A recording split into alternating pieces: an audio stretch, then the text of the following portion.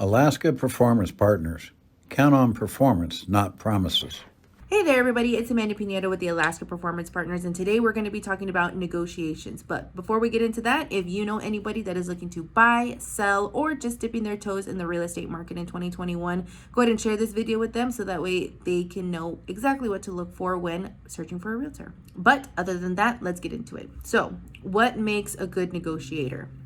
Well, similar to a court case, when you have two lawyers representing their clients in a case, each lawyer is looking out for their client's best interest. Similar to a real estate transaction, you have two licensees, the seller's licensee and the buyer's licensee, and each one of them is working in favor of their own client.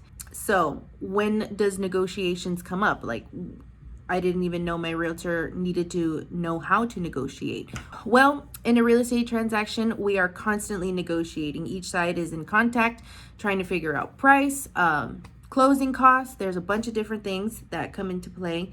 One of the first ones is even before submitting an offer, if you were the buyer's licensee, you're going to want to call the seller's licensee and ask them a few questions, trying to gauge, what the seller's looking for, if they have a favorable closing date, a bunch of different questions. And the buyer's licensee can ask the seller's licensee any questions that they want. It is also up to the seller's licensee when it comes to this part of the negotiations is to keep some information confidential because, as I stated before, the buyer's licensee can ask any and all questions, and it is up to the other licensee to keep that information confidential. So that's one part of the negotiations. After an offer is submitted and accepted, the next round of negotiations is going to come up in repairs. So the next step after an offer is accepted is an inspection, and then after that, the buyer's licensee will submit a repair request to the other side, and from then it's a bit of back and forth depending on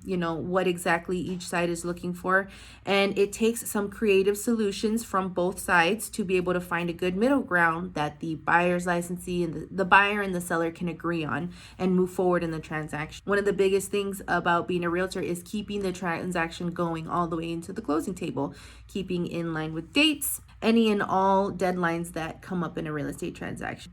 One of the next things is what makes a good negotiator. And there's a few different things that make a good negotiator. One is finding creative solutions to problems that arise in a transaction. One good example that I heard was the buyer's inspector said, oh, this water heater is on its last legs. It's still working, but it's on its last legs. And the licensee submits a request to have a brand new water heater put in. Well, as we know in today's market, you're not likely to get a brand new water heater when there's a ton of buyers.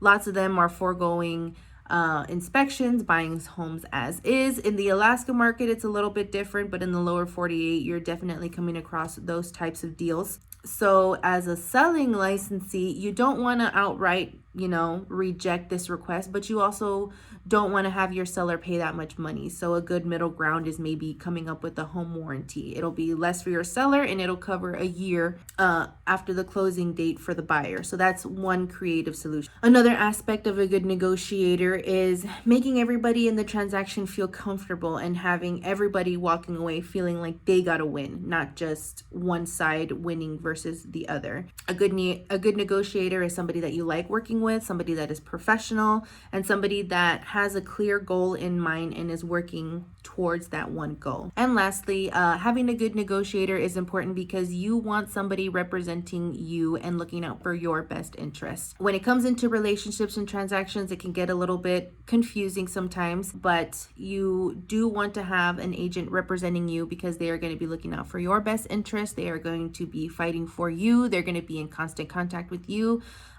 Versus maybe having an agent that is doing both sides of the deal. There's nothing wrong with doing both sides of the deal, but you're not getting that 100% shield of armor that you're going to want to have that protection when making one of the biggest purchases, one of the biggest and most expensive purchases of your lifetime. But that's it on negotiations. It's really important to have a good, strong negotiator when you are working with a realtor, looking out for your best interests. There are lots of good agents, but there are also not a lot of good agents. And so you want to be working with a good agent that is going to make sure your needs are being met. So if you have any questions, you can give me, Larry, Krista, Alex, or Karen a call. My number is 907-312-0944. If you have any other questions, give me a call. Thanks.